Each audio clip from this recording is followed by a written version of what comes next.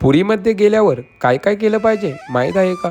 पहिलं बेडे हनुमान दर्शन, दुसरं जगन्नाथांचं मन भरून दर्शन, तिसरं महाप्रसादाचा स्वाद आणि पुरी सोडण्यापूर्वी समुद्र स्नान तर केलंच पाहिजे. नमस्कार मित्रांनो, आज पुरीमधला आमचा शेवटचा दिवस होता. पहाटे 3 वाजता उठलो, फ्रेश होऊन सकाळी 4 वाजता जगन्नाथांच्या मंदिराच्या दर्शन रांगेत जाऊन उभे राहिलो. पहाटेच्या त्या भक्तिमय वातावरणात जय जगन्नाथाचा गजर ऐकत ऐकत मन पूर्णपणे भक्तीत हरवून गेलं. दर्शन घेतल्यानंतर रूमवर आलो आणि लगेच समुद्र स्नानासाठी निघालो. पुरीच्या समुद्राची ती थंडगार हवा आणि लाटा मनाला वेगळीच शांतता देऊन गेल्या. त्यानंतर घेतला जगन्नाथांचा पवित्र महाप्रसाद आणि शेवटचं एकदा जगन्नाथांना मन भरून पाहायला गेलो आणि त्या क्षणी मन फक्त एकच म्हणत होतं, पुन्हा लवकर बोलवा प्रभू, पुन्हा लवकर बोलवा, अशी प्रार्थना करून आणि मग सुरू झाला आमचा मायापूरकडे जाणारा ट्रेन प्रवास. 6 ते 7 तासांचा प्रवास करून आम्ही मायापूरला पोहोचलो. गीता भवनमध्ये फ्रेश होऊन संध्याकाळी सुंदर प्रवचन ऐकलं आणि शेवटी जगातील सर्वात उंच मंदिराचं दिव्य दर्शन घेतलं.